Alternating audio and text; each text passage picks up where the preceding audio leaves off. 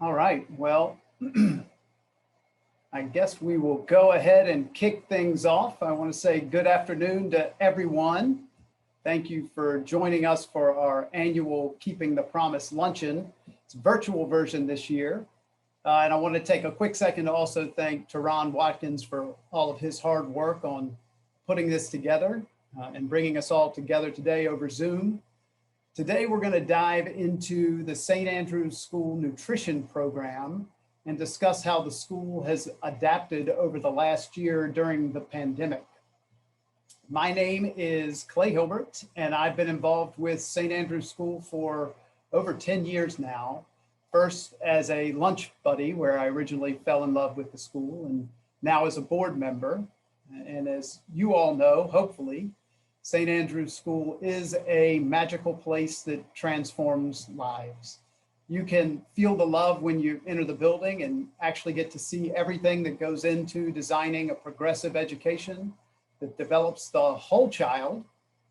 We had a board meeting last night, and I had the pleasure of hearing from former student Jada Battle. Jada has just graduated from high school, will be attending Georgia State next year, where she's going to study medicine on her path to becoming a doctor. And Jada described St. Andrews in a single sentence better than I ever could. With a contagious smile and lots of positivity, she said, "St. Andrews is a Disneyland of learning." She walked us through her experience as a student, which highlighted the whole child approach.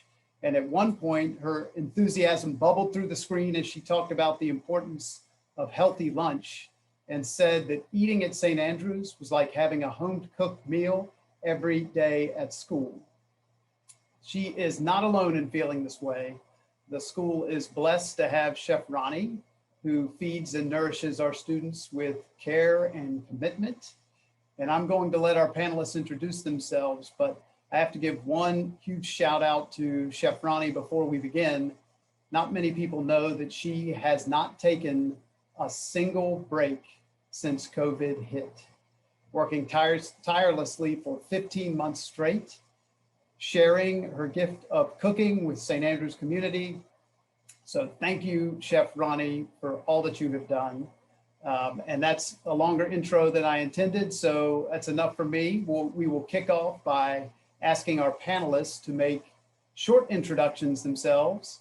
And Cindy, I'd love to start with you if possible. Great. Thank you, Clay. I'm Cindy Weldon Lassiter. I have been the head of St. Andrews School for the past 11 years. Fantastic. Thank you. And Genesis and Kiana, do you want to introduce yourselves as well? Yes. Hi, I'm Genesis Halsey, and I've been a part of the school for 3 years. I am a parent for 2 children, and this is my daughter. Hi, I'm Kiana Halsey. I am in 4th grade, going to turn to 5th grade this year. And I'd just like to say thank you for letting me go in. Wonderful. Thank you. And Chef Ronnie. Hi, I am Chef Ronnie, and I've been with St. Andrews School for 5 years now, and it is definitely a pleasure being here. We are lucky to have you. So the way this will go is I'll just ask a few questions, and our time will be about 20 minutes, give panelists time to answer. And my first question is for you, Cindy. I was wondering if you would share a bit about the history of the nutrition program at St. Andrews and why it is so important. Sure, thanks, Clay. When I began as head, my initial focus was enhancing our school's academic program, and I quickly learned from small group and individual meetings with our families that the absence of school meals was a pressing concern for them. So it was clear that my first initiative would come from our families, and one that I truly believe in, which is healthy and nutritious food. At that time, the students had a hot meal served at school once a month on the 3rd Thursday. The ECW, the Episcopal Church Women, organized that monthly effort, and the children really looked forward to it. I remember writing my first grant to the Gwathmey Foundation and receiving the funding. And with that support, St. Andrews began to grow a breakfast program. We began by serving a cold breakfast of cereal and fruit each morning. And now the program has flourished into the amazing farm to school program that it is today. We serve hot breakfast and lunch and 2 snacks to our students each day that they're at school. We talk about healthy and nutritious foods fueling the brain and the body, and we think it's the best way to keep students focused, strong, and healthy when they're learning at school. Fantastic, thank you. And Cindy and I were talking last night a little bit, and as long as I've been involved with St. Andrews School, it didn't actually register with me until our conversation and preparing for this that all food is sourced locally for Chef Ronnie to cook. So that is such a wonderful thing, because not only are we feeding our kids fresh food, but it's coming from local sources. So we're supporting local farmers. That's just wonderful. So my next question, we have this wonderful nutrition program at St. Andrews with the 2 snacks and the meals, and all of a sudden COVID hits. So Ronnie and Genesis, what concerns did you have for the nutrition program when COVID emerged? Curious what was on your mind and some of the things that gave you pause when COVID struck. I hope you don't mind. I'll start. I think when COVID started, my first concern was how safe is the food going to be packaged? How much food am I going to get? And, you know, if the kids are even going to eat it. And it's just, the kids have a different experience when they eat the food. So like when they're in the building, it's a different experience. That's the best way I can say it.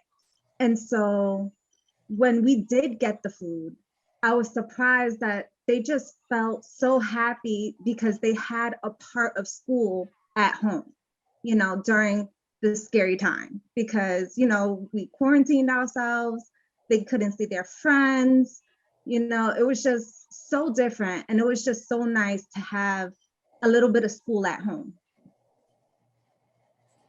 And so I think one important part of that, Chef. Clay, you're on mute.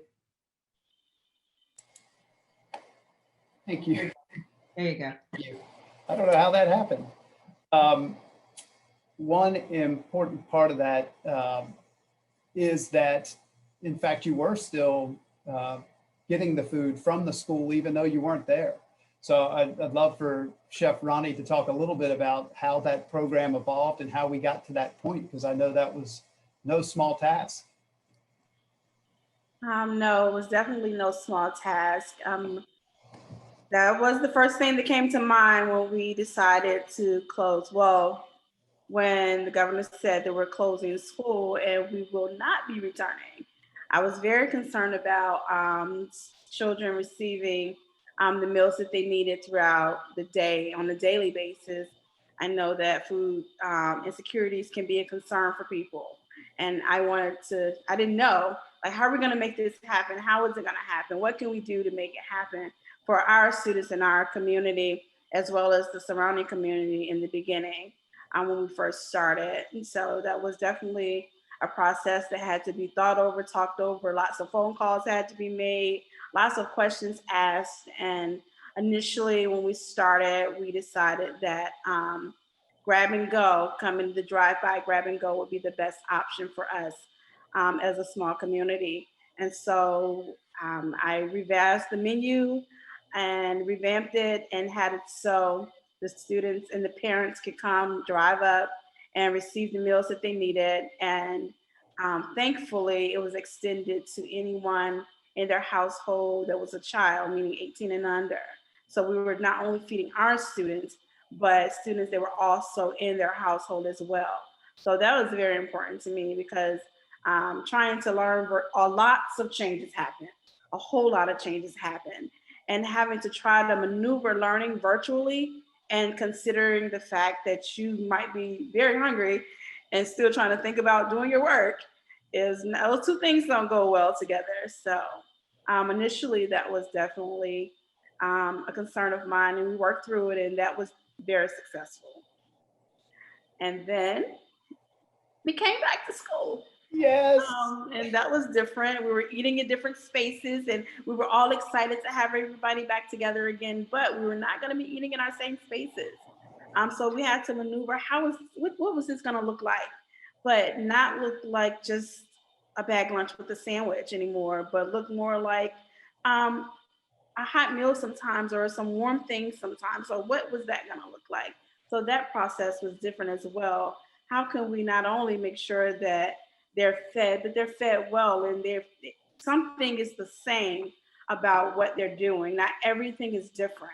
And so I tried to make sure they had lunches that were very similar to what they were receiving before, but maybe not as extensive, but that they can also feel comfortable as well. Making sure that, I'm like, okay, yeah, this is Chef Ronnie. Yes, we're getting the same foods. Yes, this is good. I'm enjoying this.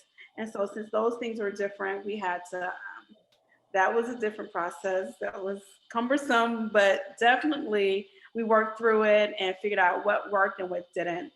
And when we decided to go hybrid, both in school and home at the same time, so some students in and some students out, and what was that going to look like? So that was definitely a transition as well. But with lots of volunteers, we maneuvered through that as well.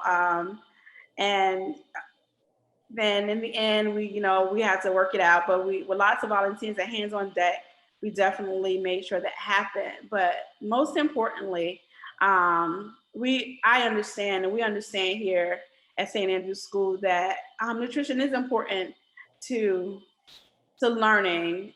And if you can fuel the brain and feed the body, you can learn more effectively. And when you're consistently thinking about what time am I going to eat? Are we going to eat? When am I going to get my next meal?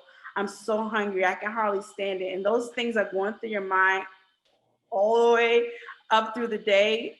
That's a big concern for me, because I remember from personal experience having that happen when I was a child.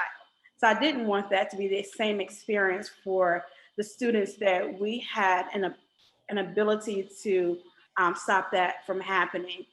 And so we made sure that, and I made sure that I had a menu that the students would like. I tried to make sure there were foods that I knew there were some of their favorite foods, because the situation was going to be different. But I wanted to make sure that even though they're eating in different locations and spaces, that they enjoyed what they were receiving as food that I know, some of the things I know that they really like. Being able to maneuver pizza was definitely something that I knew that they really liked, but how was I going to make that happen in a different space? And so I worked it out so that we can have those pizza days for them. Or like, how was I going to do Taco Tuesday when we really can't have Taco Tuesday? So even for packing to go, I decided, well, maybe they can build their own tacos, or maybe they can build their own pizzas.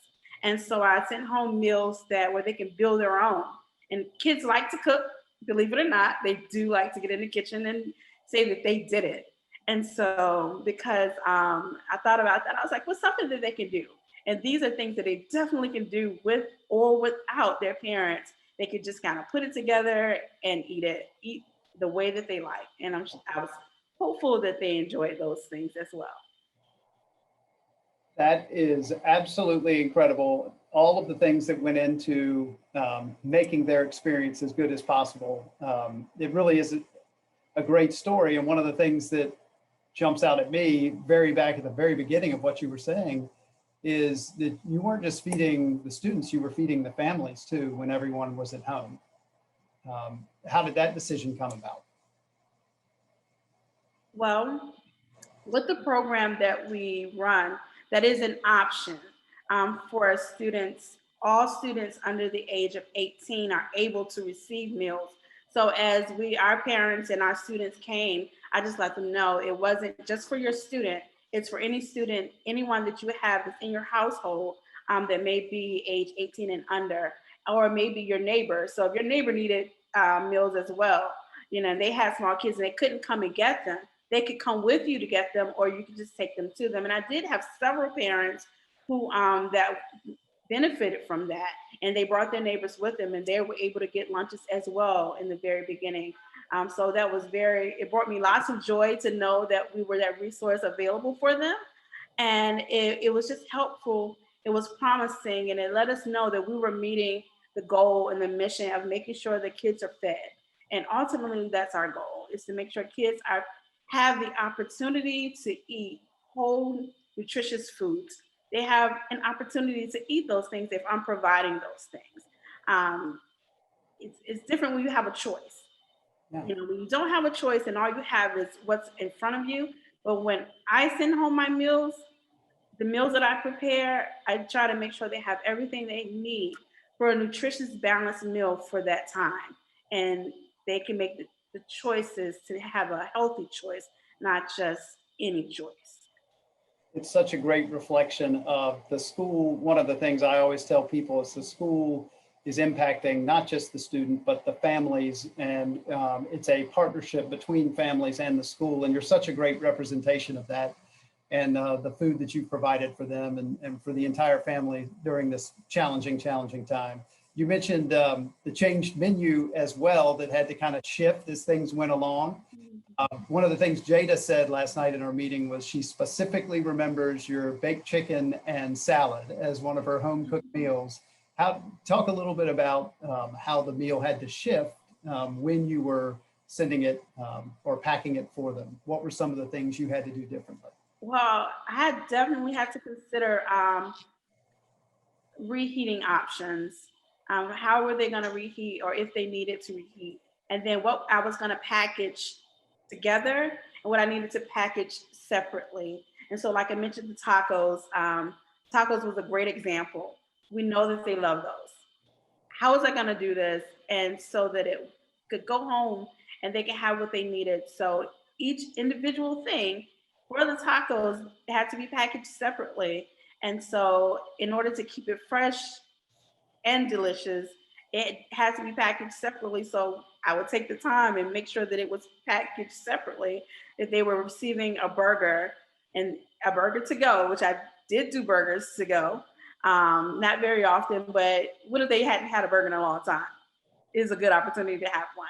I packaged it so that the burger was together, and then any toppings were on the side, or any accompaniments were on the side. So I just kind of deconstructed the meals and packaged them individually, and we put them in bags and we shipped them off to our students. And I remember there was one thing that I sent home that I questioned that I thought was an amazing choice. It was cold and we packaged chili. And I was like, is this going to travel at all? I'm not sure. This is a delicious meal. Who wouldn't like it on a cold day? Some chili, the kids like chili, and cornbread on the side, and a vegetable. It's like, how am I gonna send home these things and it still be together? But I didn't have anybody call that it didn't travel well, which I'm not sure. They didn't let me know, which I'm thinking that it went okay. And also egg sandwiches was definitely something that was like, how am I gonna make these egg sandwiches to travel and still look like egg sandwiches when they get them the next day? And so I did have some instances where it didn't necessarily travel well, so I just modified what I needed to do to make sure that it was what I wanted it to be, and something that they could heat up, because everybody has a microwave or an oven or both, or a toaster oven. So something they can heat their food with. So I did know that. So I packaged those in that way, something that they could easily pop in the microwave, or kids can do themselves. Because some things kids can definitely do themselves when shown how to do. And when you're school age, they know how to do a lot of stuff. Definitely put something in the microwave for 30 seconds at a time. And so I, said it's fun for them to do too, right? In a lot of instances. Yeah. And then lots of fresh vegetables, because definitely pushing the fresh vegetables, and then some salads. So switching it up a little bit, and fresh fruits as well. Wonderful. Well, it's clear that through all of this, as challenging as it was for you and for the community as a whole, we came together as a whole. And it, I guess, is a perfect lead into the last question, which is really to everybody. What are some of the bright spots? You know, one of the things that has come out of the pandemic for a lot of us is we find things that we're grateful for and the blessings in our lives. And I'm just curious for everyone here on this call, are there any anecdotes that you'd like to share about the nutrition program that is the result of having to go through some of this?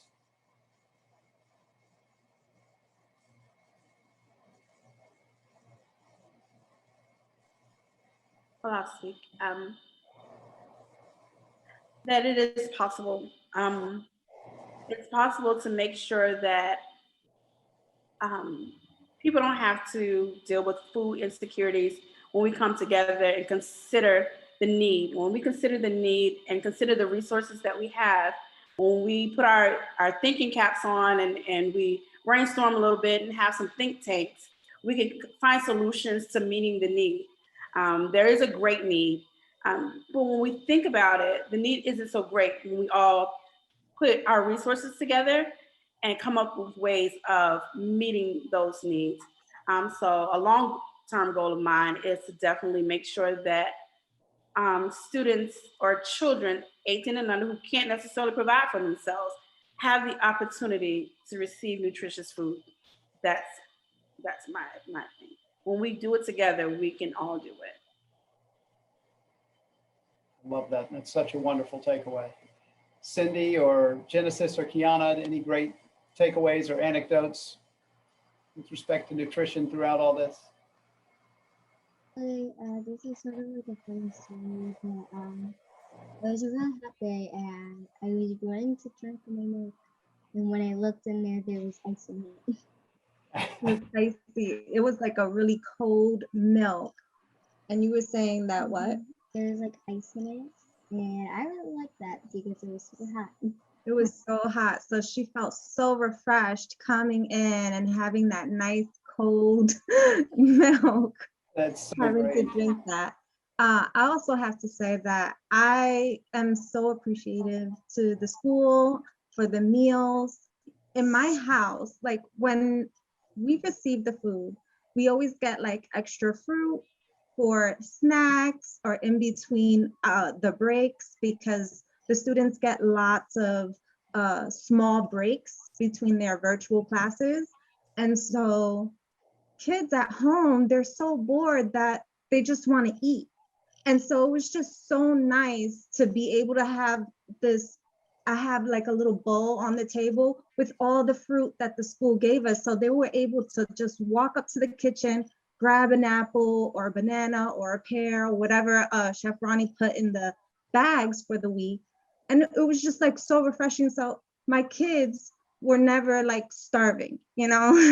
If they needed something, we had it. And that was because of St. Andrews. That's wonderful. And not only did you have it, but sometimes you got the special surprise like Kiana got. That's wonderful. Cindy, how about you? Any? Yeah, so Chef talked a little bit, Chef talked a little bit about making adjustments, and Kiana talked about the surprise when she saw the ice in the milk. One of the things that I recall when we had the lunches, when they were picked up on the curbside, is that when children opened up the bag, it was like getting the present that they always wanted. Just the excitement on their faces when they saw things that were their favorites. So I think Chef did an incredible job making that switch and providing the things that she knew children really wanted. So my hat's off to her. That's so great. Those are all great stories. And I think one thing is clear that we are so fortunate to have the community that we do and to have Chef Ronnie at the helm of taking care of our nutrition. You clearly have a gift and you have helped us all get through this difficult time. So we thank you for it. And Cindy, we thank you for your leadership. And Genesis and Kiana, we thank you so much for sharing your experience because it is for you and your families that we do this. And it's great to hear that there are some positive impacts from it. So Thank you for being a part of this today. And we are right on time somehow. The truth of the matter is I could really do this for another half an hour because there's so many more questions I want to ask. So maybe we'll do a part 2 next year. But thank you all for coming and being a part of this. And I hope you learned as much as I did. And thanks again, Chef Ronnie. I think it's time for you to take a break. Clay, can I ask a question? Of course. Sure. One of the questions is there an opportunity for the children to receive food on the weekends or during the break times? So on the weekends, we do participate with the program that provides meals for the weekend, and those meals are provided through Feed More, which is a local organization that provides meals to many children in our surrounding areas. So Feed More bags, so the parents feel the need for weekend meals. They have an opportunity to say yes to Feed More, and they're able to receive those meals. There's also opportunity to receive meals during break times through the No Kid Hungry program, which they're able to text 877-877 to find a feeding location that's nearest them. We will not be serving meals during this break time, but there are many organizations and outlets throughout the city and the surrounding counties that do provide meals, and they're able to find the nearest location by texting 877-877. The second question is, I believe the public schools have a family income threshold for their children to receive food. I assume that St. Andrews does not have that. Is that right? Yes, that is correct. So based upon our guidelines here at the school, all students are eligible to receive free meals here at the school. All meals are free.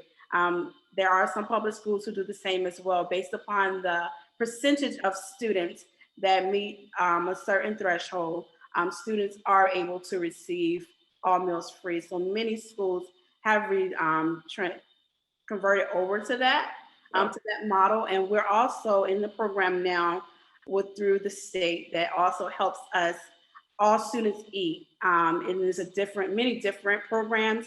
And the program now, pretty much everyone across the board should be able to receive meals from their local food authority. Where does the funding come from for this food? Is it a government program, or does it come from donations or the general fund, or what's the funding source? I'll take that one. It is a combination of USDA and individual funding. We write, similar to when I talked about the Gwathmey Foundation, we write letters of support for foundations and certainly individuals. So the combination of those three help to support the nutrition program. I'd like to commend Cindy for just a fantastic job she's done over the years. You should be Secretary of Education. Thank you, Roger. That's very kind of you. Thank you. Well, thanks so much. Absolutely. All right, I think I'm going to bring this to a close. Clay had another appointment that he needed to get to, but I want to thank everyone again, all of our friends who joined us and shared. And now that we've come to the end of the school year, we wish you well, lots of enjoyment, and we will be back soon. Take care, everyone.